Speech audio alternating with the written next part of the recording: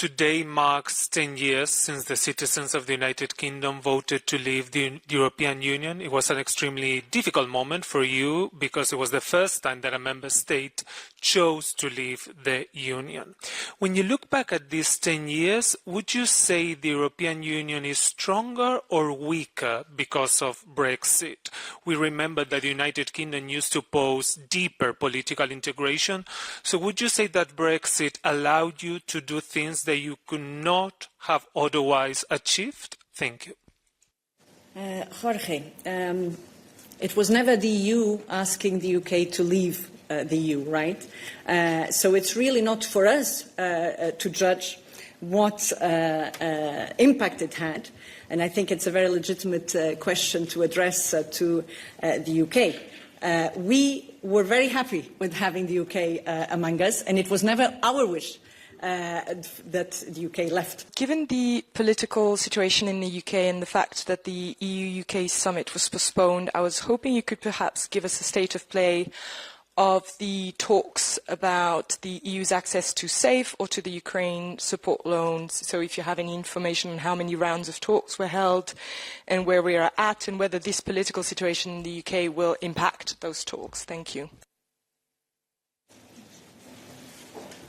Thanks, Alice. So we had talks with the UK for a possibility for the UK to fully join and fully be associated to our safe defence instrument. Both teams and negotiators have engaged, obviously, in good faith.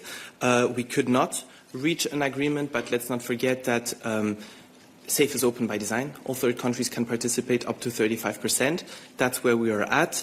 Now, our talks still taking place. I mean, we're in the implementation phase by now of our SAFE instrument, with the first disbursements already being made. So I'm not aware of any talks currently taking place with the UK on SAFE specifically. Is President von der Leyen still going because the level of the conference is lowering?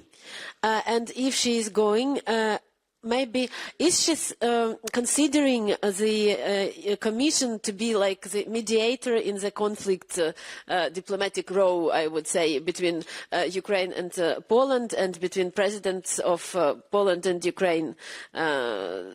Maybe Ursula von der Leyen is considering to talk to Volodymyr Zelensky by phone and to talk to Nawrocki in Poland when she will be visiting. Thank you so much. Thank you.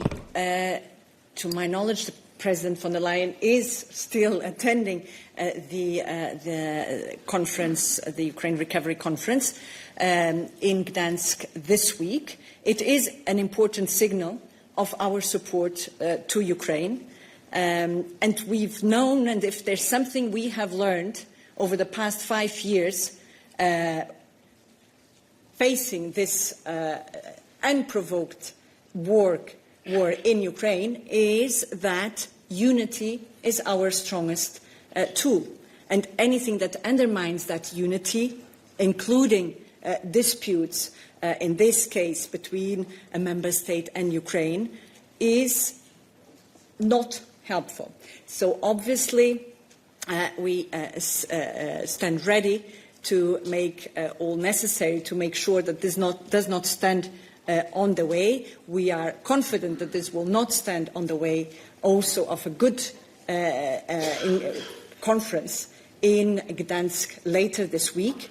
It is an important signal, not just by the leaders who will be attending, but it's also an important signal to potential investors who do see the opportunity of a Ukraine in peace, which can be a good place to invest, to develop, and that's precisely the message we want to convey with our participation in this conference. You say that it's not helpful to have these tensions between Poland and Ukraine, but could you please specify what kind of impact do you foresee of this kind of tensions? Maybe impact on enlargement or on, I don't know, on military support, on anything else in terms of Poland?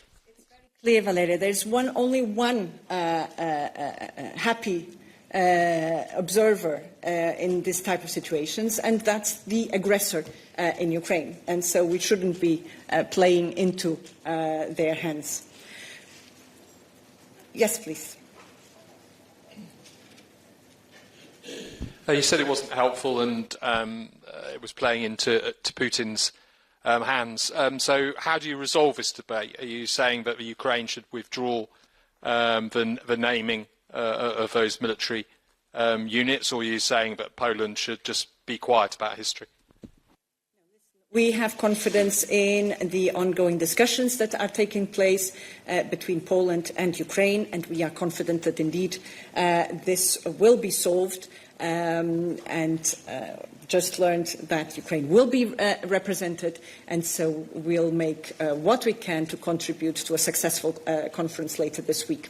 According to Zelensky, he will approve the negotiator from EU for peace negotiation. Like he said that EU work on format of this negotiation, and EU propose EU, like EU and EU countries, they propose several people who could be negotiator, and Zelensky will approve from the side of Ukraine. Do you know something about this negotiation and about this plan, about format, about candidates? Thank you.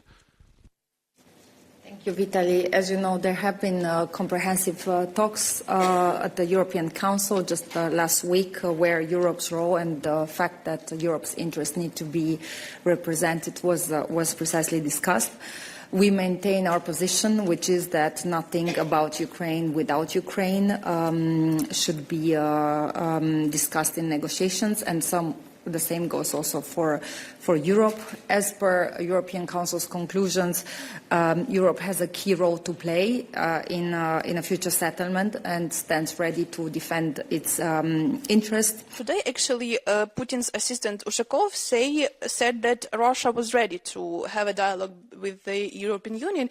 Could you please react to that? And also, is it time to select the EU envoy for these talks if Russia is ready? Because there are a lot of statements on the EU side that Russia is not ready. Russia doesn't want to have the serious talks with the EU and with Ukraine. So what's your new reaction to these new statements? Thanks.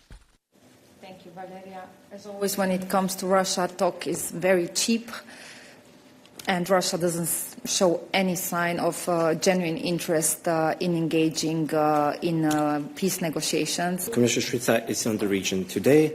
Yesterday, as you know, she met with the Foreign Affairs Minister of Israel, and this morning she met with the President of Israel to discuss bilateral relations, the situation in Gaza, early recovery plans, in line with EU support to the Gaza peace plan, and implementation of the UN Security Council Resolution 2803.